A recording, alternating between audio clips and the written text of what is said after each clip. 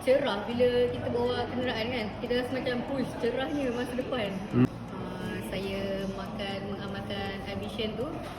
Sebelum ni saya ada masalah mata lah, kira macam boleh katakan mata tu perit, lepas tu rasa macam power bertambah ke kan.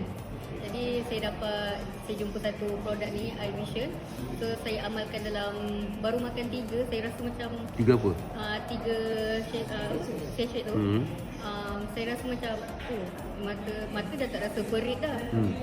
Lepas tu mungkin tak ada masalah apa kot, cuma saya amalkan lagi lah. Dalam 10 sachet tu saya rasa macam cerah bila kita bawa kenderaan kan, kita rasa macam push cerahnya masa depan. Macam tu lah.